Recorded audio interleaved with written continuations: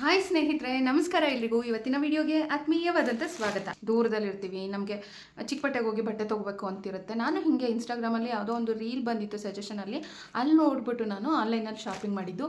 ಹೇಗಿದೆ ಬಟ್ಟೆ, ಏನು ಪ್ರೈಸ್ ಎಲ್ಲ ತುಂಬಾ ವರ್ತ್ ಇದೆ ಅಂತೇಳಿ ಅನಿಸ್ತು. ಶೇರ್ ಮಾಡ್ತೀನಿ ಹೇಗಿದೆ ಡ್ರೆಸ್ಗಳೆಲ್ಲ ಅಂಥೇಳಿ. ಒಬ್ಬರು ಯೂಟ್ಯೂಬರ್ ಹೋಗಿ ಅವ್ರ ಶಾಪಲ್ಲಿ ಯಾವ್ಯಾವ ಥರ ಬಟ್ಟೆಗಳು ಸಿಗುತ್ತೆ ಅಂತೆಲ್ಲ ಹೇಳಿ ವಿಡಿಯೋ ಮಾಡಿ ಹಾಕಿದರು. ಆ ರೀಲನ್ನು ನೋಡಿಬಿಟ್ಟು ನಾನು ಸರಿ ನೋಡೋಣ ಇರು, ಇಷ್ಟು ಕಡಿಮೆ ಬೆಲೆಗೆಲ್ಲ ಬಟ್ಟೆಗಳು ಬ್ರ್ಯಾಂಡೆಡ್ ಅಂಥೇಳಿ ಹಾಕಿದ್ದಾರೆ, ನೋಡೋಣ ಅಂಥೇಳಿ ನಾನು ಶಾಪಿಂಗನ್ನು ಮಾಡಿದ್ದು.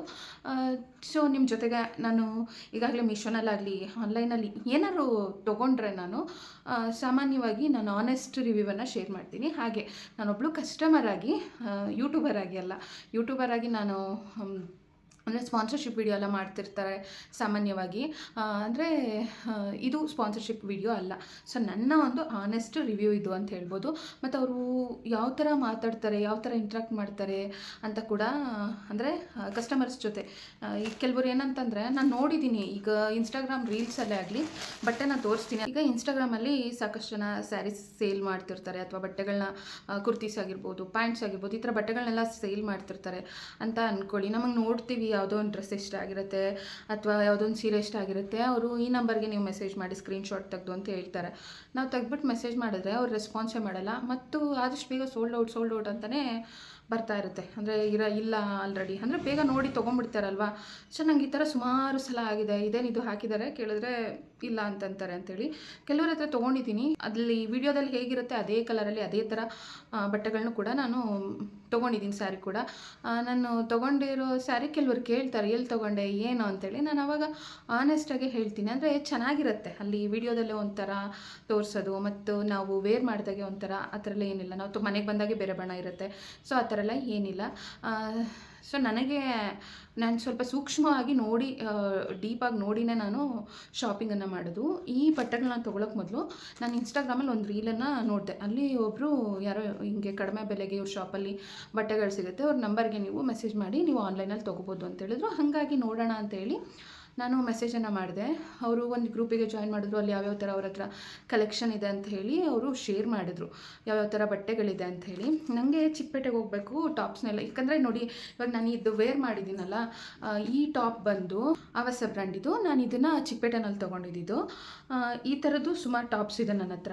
ತುಂಬಾ ಕಂಫರ್ಟಬಲ್ ಆಗಿರುತ್ತೆ, ಮತ್ತು ಡೈಲಿ ವೇರ್ಗೂ ಅಷ್ಟೇ ಚೆನ್ನಾಗಿರುತ್ತೆ. ಸೊ ನಂಗೆ ಇಷ್ಟ ಆಗಿತ್ತು. ಹಾಗಾಗಿ ಸೊ ಬ್ರ್ಯಾಂಡೆಲ್ಲ ತೊಗೊಳ್ಳೋಣ, ಚಿಕ್ಕಪೇಟೆಗೆ ಹೋಗೋಣ ಅಂತ ನಾನು ಅಂದ್ಕೊಂಡಿದ್ದು. ಬಟ್ ಹಿಂಗೆ ಹೋಗೋದು, ಟೈಮ್ ನಾವು ಫ್ರೀ ಮಾಡ್ಕೋಬೇಕಲ್ವ, ಅದಕ್ಕೆ ಅಂತ ಒಂದು ದಿನ ಬ್ಯುಸಿ ಬೇರೆ, ರೊಟೀನು ಹೇಗಪ್ಪ ಏನು ಅಂತ ಅನ್ಕೋಬೇಕಾದ್ರೆ ನನಗೆ ಈ ಒಂದು ವಿಡಿಯೋ ಸಿಕ್ಕಿದ್ದು.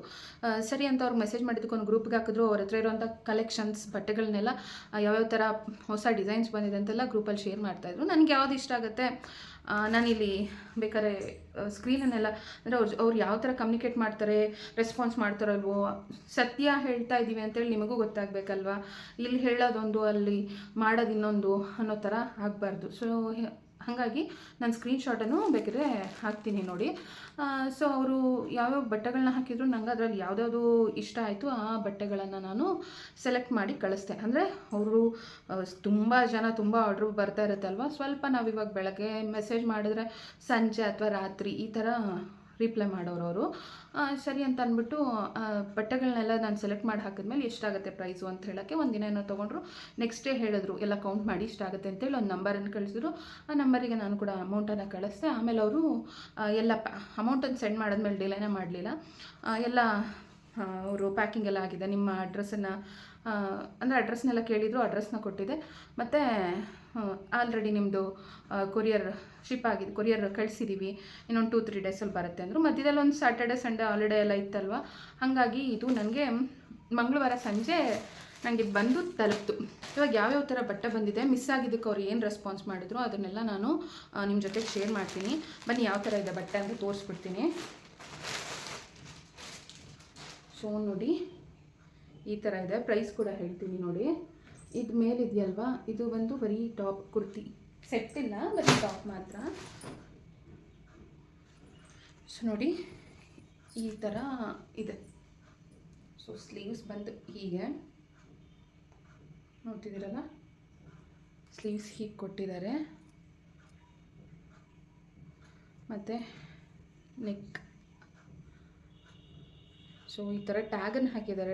XXL ಸೈಜಲ್ಲಿ ಬುಕ್ ಮಾಡಿದ್ದೆ, ಕರೆಕ್ಟ್ ಇದೆ ನನಗೆ. ಆವಾಸ ಅಂತ ಹೇಳಿ ನೇಮನ್ನು ಕೊಟ್ಟಿದ್ದಾರೆ. ಇದ್ರ ಪ್ರೈಸ್ ಬಂದು, ಸೊ ಪ್ರೈಸಿಂದ ಅವ್ರು ಏನು ಟ್ಯಾಗ್ ಮಾಡಿದ್ರು ನಾನು ಅದನ್ನು ನಿಮ್ಮ ಜೊತೆಗೆ ಶೇರ್ ಮಾಡ್ತೀನಿ. ಇದು ಬಂದು 250 ರುಪೀಸ್. ಇದೊಂದು ಕುರ್ತಿಗೆ, ಈ ಟಾಪಿಗೆ 250 ರೂಪಾಯಿ ಹಾಕಿದ್ದಾರೆ. ಸೊ ನೋಡಿ ಈ ಥರ ಇದೆ, ನೋಡ್ತಿದ್ದೀರಲ್ಲ. ಸೊ ಈ ಥರ ಇದೆ ಪ್ಯಾಂಟ್ ಮತ್ತು ಟಾಪ್ ಸೆಟ್ ಇದು. ಸೊ ನನ್ನ ಹತ್ರ ಜಾಸ್ತಿ ಪಿಂಕ್ ಮತ್ತು ಬ್ಲೂ ಕಲರ್ ಡ್ರೆಸ್ಗಳು ಜಾಸ್ತಿ ಇರೋದು. ನೋಡಿ ಇದು ಬಂದು ಪಿಂಕ್ ಕಲರು. ಮುಂದೆ ಈ ಥರ ಡಿಸೈನ್ ಕೊಟ್ಟಿದ್ದಾರೆ. ಸೊ ನೋಡಿ ಈ ಥರ ಡಿಸೈನ್ ಇದೆ ಮುಂದೆ. ಸೊ ಇದು ಕೂಡ ಅಷ್ಟೇ ಆವಾಸ ಬ್ರ್ಯಾಂಡ್ದು ಅಂತ ಹಾಕಿದ್ದಾರೆ. ಕ್ಲಾತ್ ಎಲ್ಲ ಪರವಾಗಿಲ್ಲ. ಇದ್ರ ಪ್ರೈಸ್ ಶೇರ್ ಮಾಡ್ತೀನಿ ನೋಡಿ, ಈ ಥರ ಇದು. ಸೊ ಇದು ಟಾಪ್ ಈ ಥರ ಇದೆ. ಇದಕ್ಕೆ ಪ್ಯಾಂಟ್ ಸೆಟ್ ಬಂದು ಈ ಥರ ಕೊಟ್ಟಿದ್ದಾರೆ.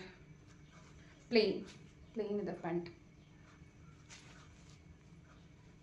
ಸೊ ಪ್ಯಾಂಟು ಪ್ಲೇನ್ ಇದೆ. ಇದ್ರ ಪ್ರೈಸ್ ಬಂದು 450 ಅಂತ ಹೇಳಿದ್ರು, 450 ರೂಪಾಯಿ. ಪರವಾಗಿಲ್ಲ ಅಂತ ಅನ್ನಿಸ್ತು. ಪ್ಯಾಂಟ್ ಮತ್ತು ಟಾಪು ಎರಡು ಸೆಟ್ಟು 450 ಅಂಥೇಳಿ ಪರವಾಗಿಲ್ಲ. ಬಟ್ ವಿಡಿಯೋ ಕೊನೆವರೆಗೂ ನೋಡಿದ್ರೆ ನನ್ನ ಒಪಿನಿಯನ್ನ ನಾನು ಶೇರ್ ಮಾಡ್ತೀನಿ.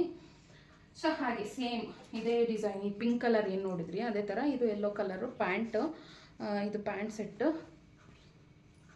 ಮತ್ತು ಇದು ಬಂದ್ಬಿಟ್ಟು ಟಾಪ್. ಈ ಥರ ನೆಕ್ಕಲ್ಲಿ ಕೊಟ್ಟಿದ್ದಾರೆ. ಈ ಥರ ಡಿಸೈನ್ ಬಂದಿದೆ. ಸೊ ನೋಡಿ